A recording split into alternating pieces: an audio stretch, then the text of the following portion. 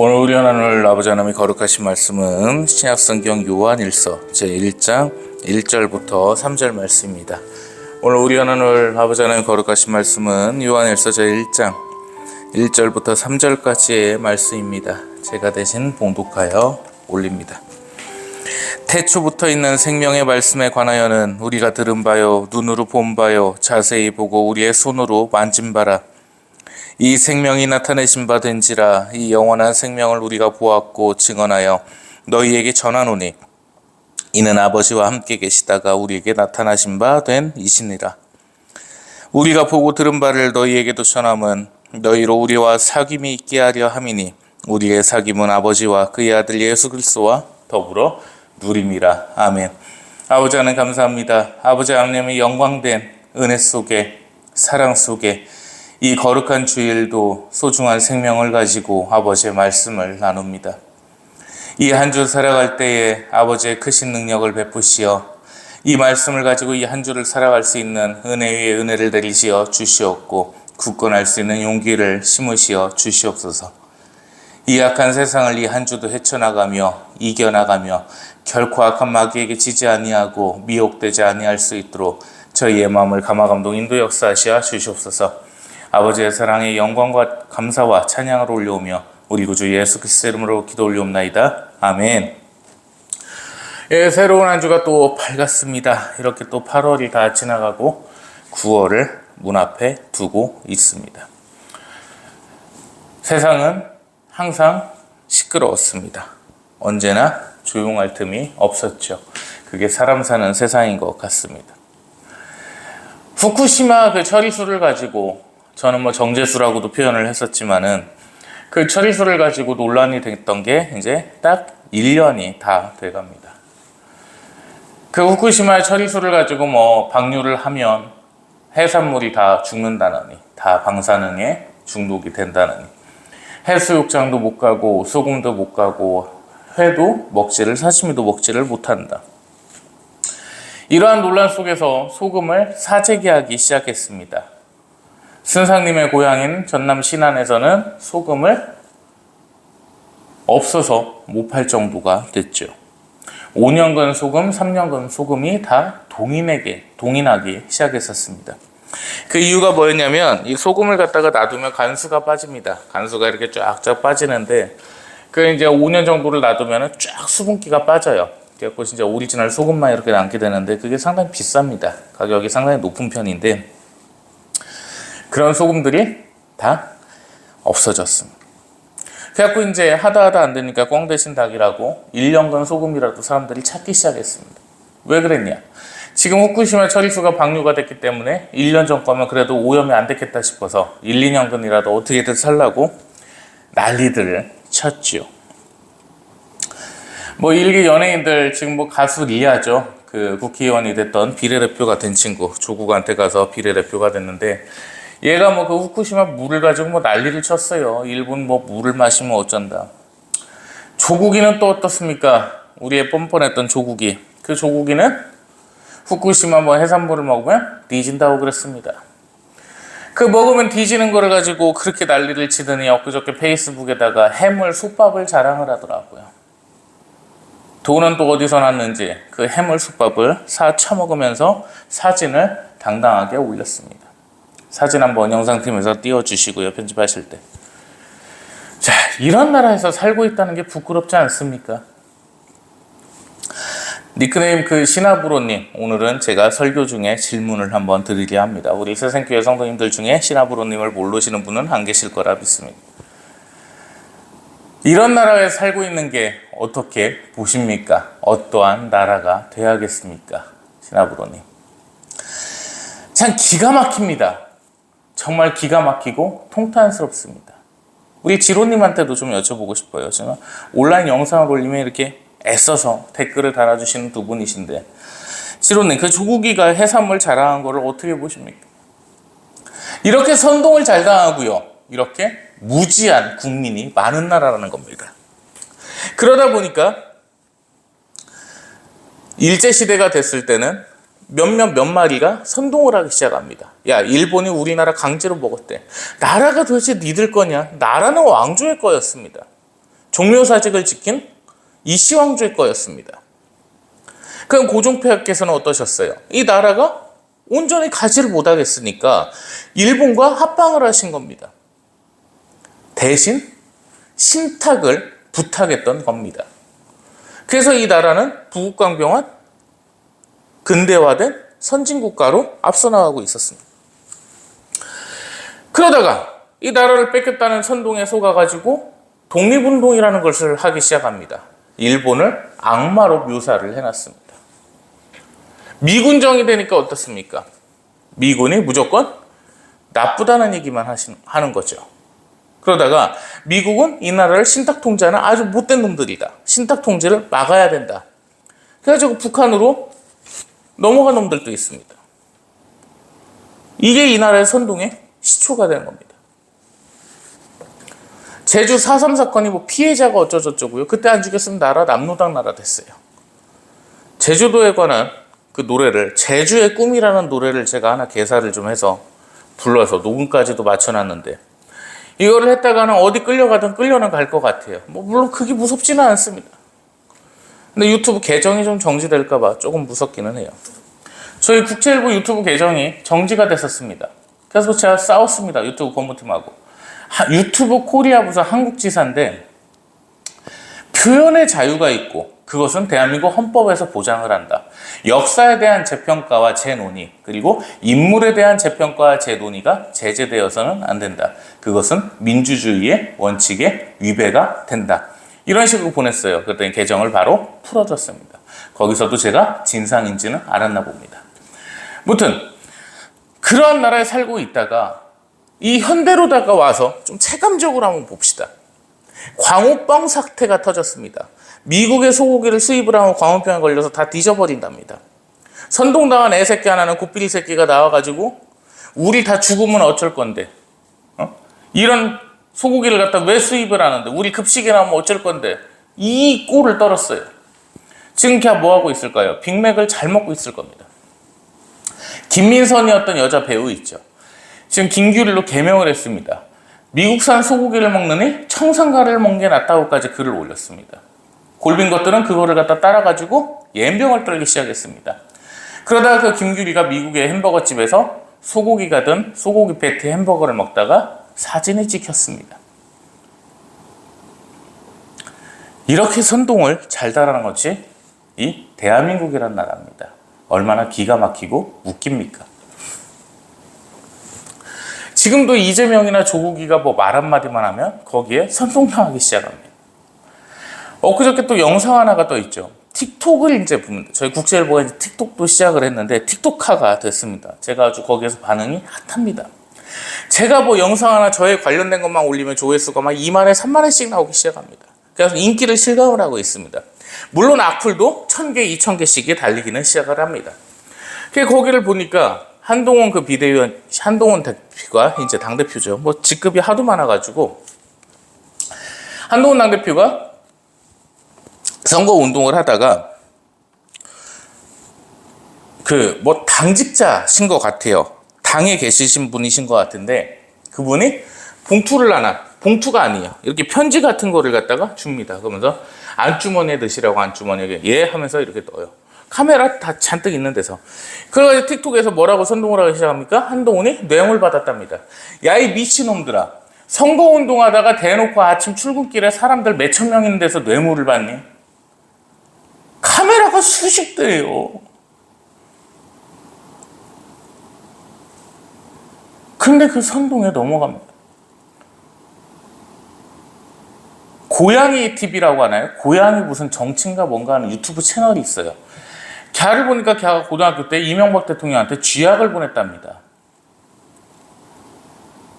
그런 나라에 살고 있습니다. 어디 곱비리 새끼들이 뭘 한다고 정치를 갖다가 나불댑니까? 진짜 욕밖에 안 나오는 나라예요.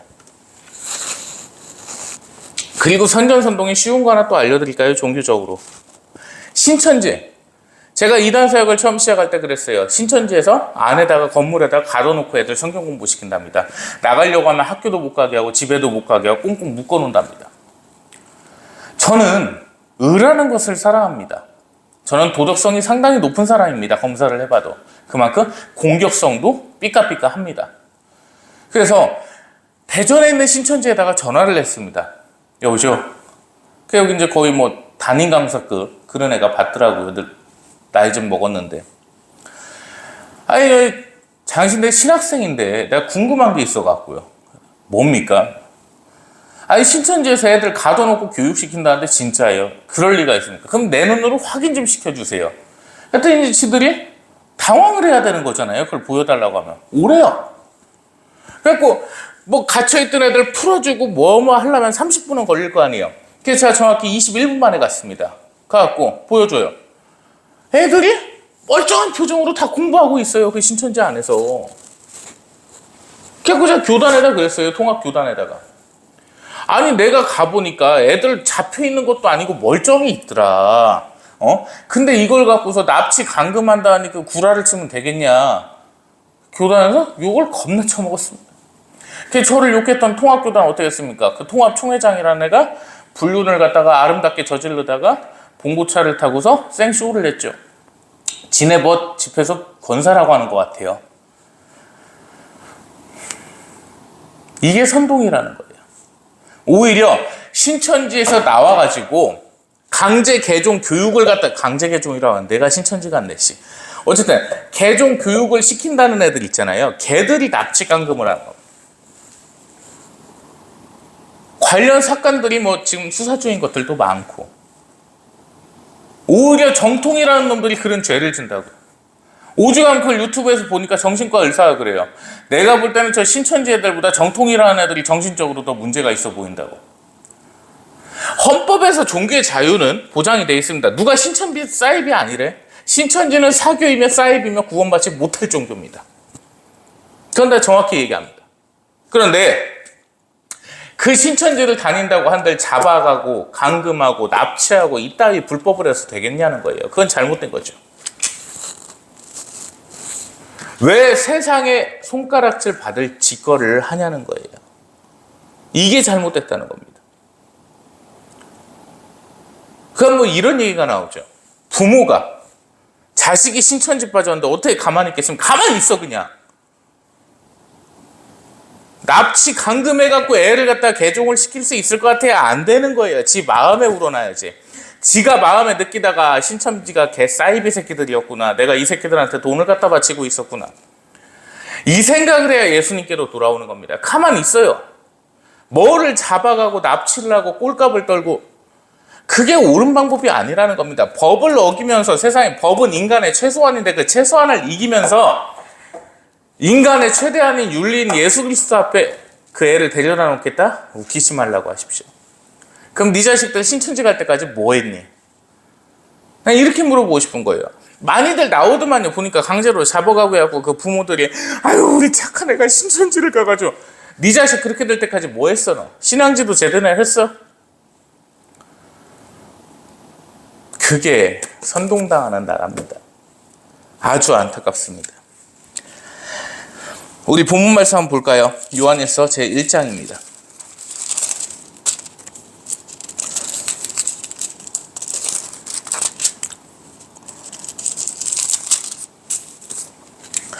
예수님께서는 태초부터 생명의 말씀에 관하여서 우리가 들은 바요, 눈으로 본 바요, 자세히 보고 우리의 손으로 만진 바, 이 생명이 나타내신 바 됐습니다. 즉 말씀이 사람이 되어 말씀이 육신이 되어 우리에게 임하셨습니다. 예수님이시죠.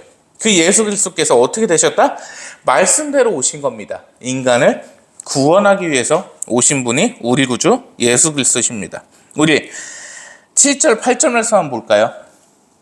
그가 빛 가운데 계신 것 같이 우리도 빛 가운데 행하면 우리가 서로 사귐이 있고, 즉 우리가 함께 연합한다는 뜻이 있습니다.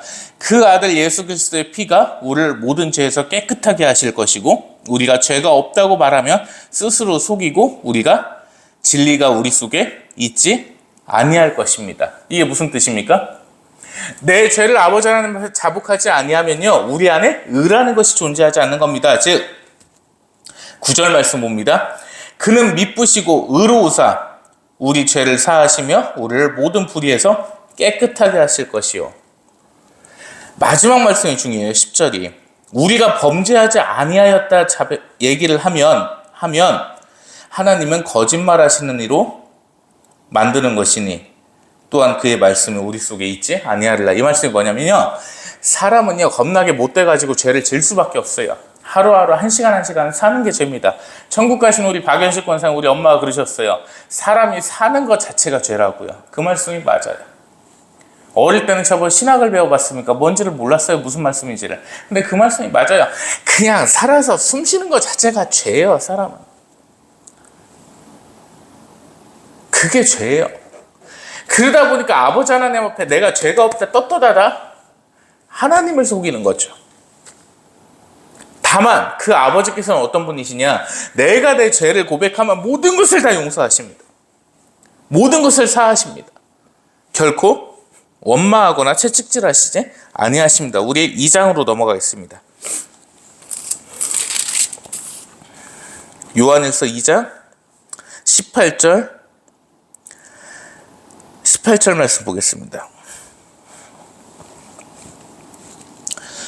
제가 봉독합니다. 아이들아, 지금은 마지막 때라. 저 그리스도가 오리라는 말을 너희가 들은 것 같이 지금도 많은 저 그리스도가 일어났으니 그러므로 우리가 마지막 때인 줄 아노라. 아멘. 사도 요한 선생님께서 지금 현 시대에 말씀하십니다. 지금 어떤 때입니까? 마지막 때입니다. 그래서 저 그리스도가 많이 일어났습니다. 저 그리스도 한 명 아닙니다. 저 그리스도가 교황이라느니 뭐 누구라느니 막 별소리를 다 하는데요. 저 그리스도는 결코 단수가 아닙니다.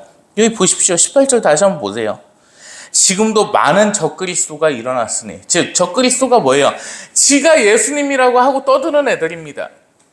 마귀는 하나님인 척합니다. 그게 마귀의 본성입니다. 그게 마귀의 본성이고 우리를 같은 편으로 끌고 가게 합니다. 어떻게든 하나님에게서 떨어뜨리며 하나님과 멀어지게 하는 것, 그게 마귀의 습성입니다. 지금 이 시대가 바로 그 시대입니다. 성부시대, 성자시대, 성령시대라고 얘기를 하는데요. 그것은 틀렸습니다. 시대는 세 가지로 나눌 수가 있습니다. 첫 번째는 구약시대이며, 두 번째는 신약시대이며, 세 번째는 지금의 이 말세시대입니다. 그것을 항상 염두하고 사셔야 돼요. 지금은 오로지 말세시대입니다. 구분을 해야 되는 시대고요. 저 그리스도가 언제나 우리를 공격하고 있는 시대입니다. 우리 요한일서 4장 말씀을 넘어가 볼까요? 4장 말씀 1절부터 4절을 보시는데요. 1절 제가 봉독합니다. 사랑하는 자들아, 영을 다 믿지 말고 오직 영들이 하나님께 속하였나 분별하라. 많은 거짓 선지자가 세상에 나왔음 일어나. 아멘. 지금 이 시대는요, 거짓 선지자가 넘치고 넘칩니다. 그들을 분별을 해야 됩니다. 목사라고 강대상에서 성경책 붙들고 떠들고 있으면 그게 다 올바른 목사로 보입니까? 그런 부분들 생각하시라는 겁니다. 나는 세상을 통달했습니다. 나는 말씀을 통달했습니다. 여러분은 내 말씀을 들어야 구원받습니다. 그들이 선지자입니까? 잘 생각을 해보시면요. 노아 선지자님께서 그렇게 세력이 많으시지는 않았습니다. 자기 자식들도 본인을 욕했습니다. 그 노아 선생님을 욕했어요. 쭉 넘어가서 요나 선지자님을 보면 세력이 있지 않았습니다. 친구 한 명이 없으셨어요. 그러니까 배에서 나를 갖다 죽여라 이러니까 그 배 사람들이 쫓아내기도 했고, 그러니까 얼마나 주변에 사람이 없었으면 그 니느의 성읍까지 가셔가지고 돗자리를 혼자 피셨습니다. 세력이 없었습니다. 다윗 왕께서도 유일한 친구가 요나단이었습니다. 솔로몬 왕도 그렇고. 참 신기한 일이죠. 결국 그게 뭐냐? 세상에 외면을 받는다는 겁니다. 그 뜻이. 세상에서는 올바른 영을 가진 선지자를, 그리고 올바른 영을 가진 하나님의 자녀를 결코 곱게 보지 않습니다. 세상과의 대립이 되기 때문이죠. 그런 부분들을 우리가 생각을 해봐야 된다는 겁니다. 결코 세상은 우리를 사랑해주지 않습니다. 그러다 보니 구원의 영은 짧습니다. 구원의 길이 너무 짧아요. 이 적그리스도가 난무하는 시대에 올바른 분별의 영을 갖는다는 거, 그게 매우 어렵다는 겁니다. 그냥 남들 하는 것처럼 해서 구원을 받을 수 있지 않아요. 구원의 문은 매우 좁아요. 천국을 가는 그 인원은 매우 한정되어 있습니다. 어떻게 보면 14만 4천 명이 맞을 수도 있겠다라는 생각이 듭니다. 그래서 전 세계 지금 인구가 65억 명 정도 된다고 하죠. 그 중에 14만 4천 명이면 몇 프로면 알겠습니까? 신천지에서 짓거리는 그 14만 4천 명이 아니고요.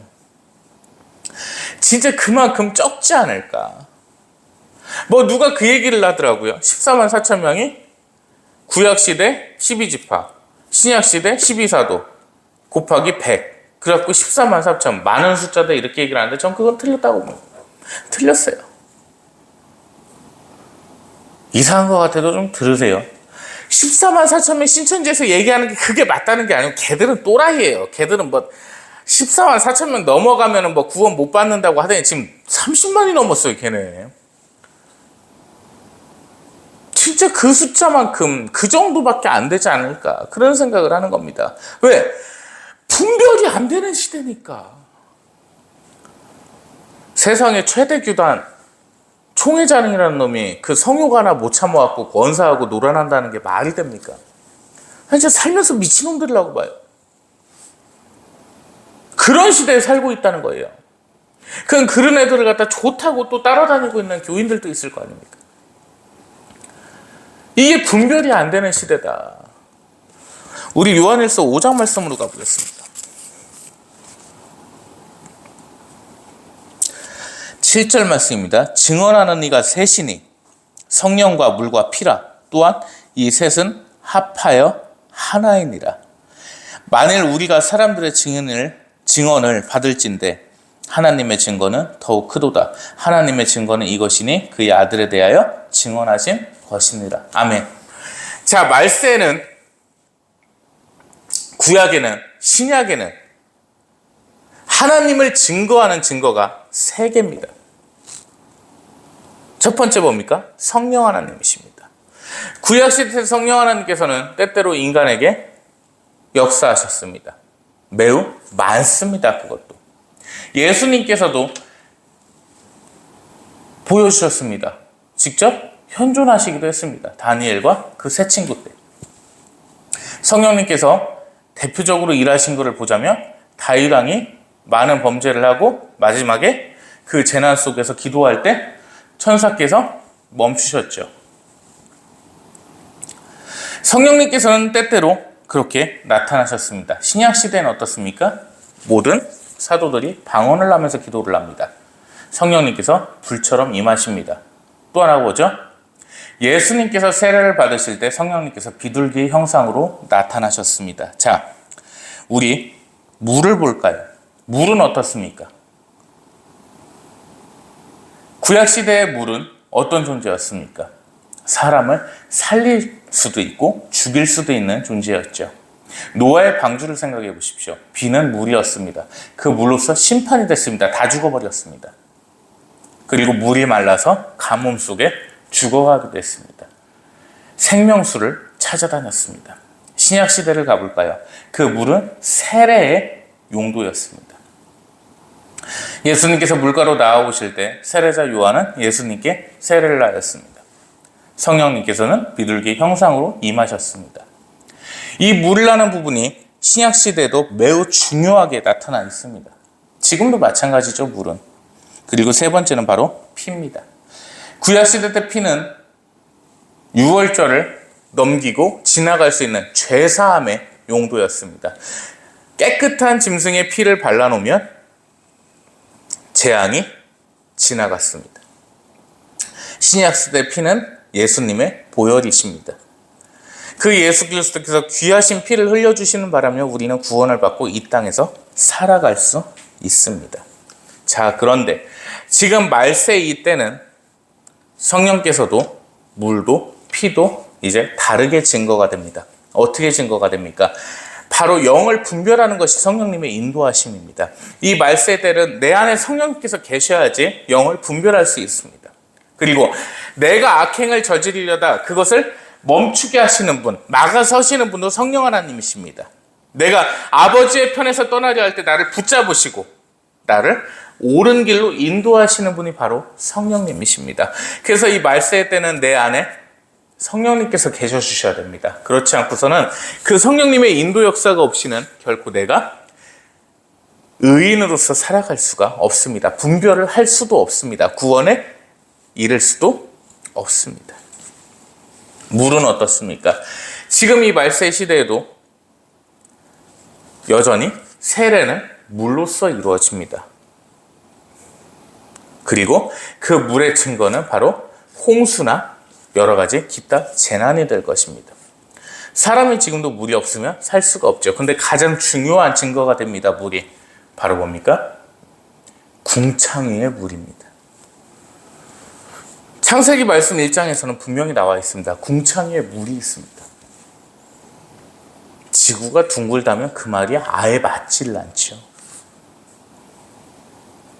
그 물이 증거가 되는 거예요. 궁창위의 물은 과연 뭐겠습니까?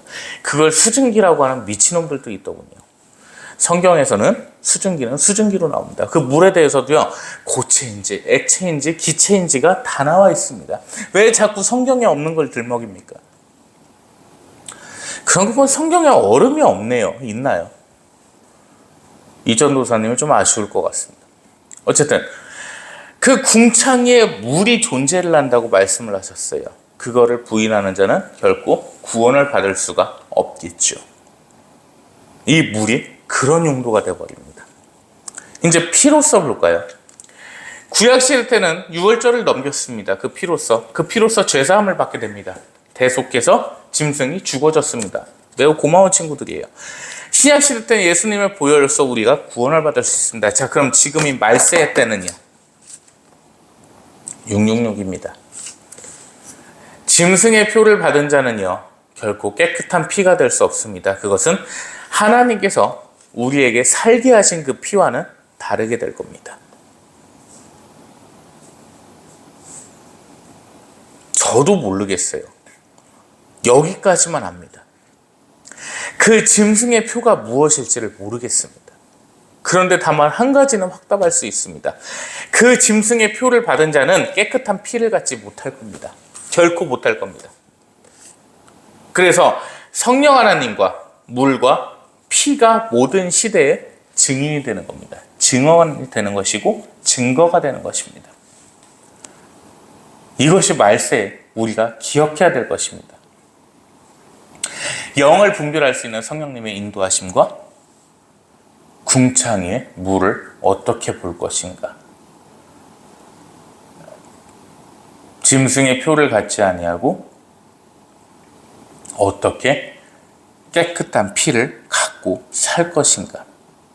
이것이 우리가 직면한 이 말세의 문제입니다.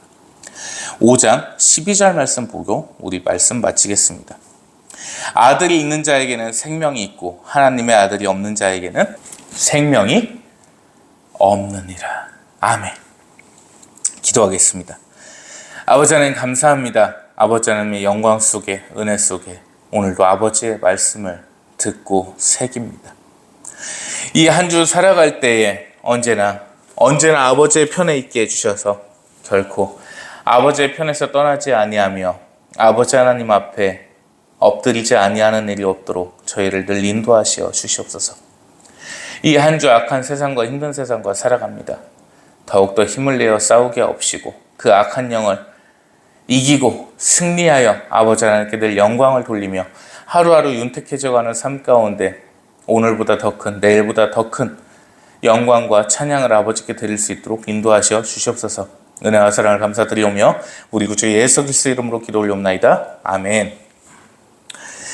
이제는 우리의 구원이시며 우리의 창조주이시며 우리를 이끄시는 아버지 하나님의 무한하신 사랑하심과 우리를 죄에서 대속하시며 십자가의 고통으로써 모든 인류를 구원하신 우리 구주 예수 그리스도의 은혜와 언제나 올바른 분별을 갖게 하시며 언제나 악으로서 이기지 못하게 하옵시는 성령 하나님의 크신 인도하심이 이 시간 하나님의 편에서 하나님을 떠나지 아니하는 하나님의 모든 거룩한 백성들 머리 위에 이 말세를 살아가는 거룩한 그리스도인들의 머리 위에 이제로부터 영원 무궁토록 항상 함께 계실지어다. 아멘.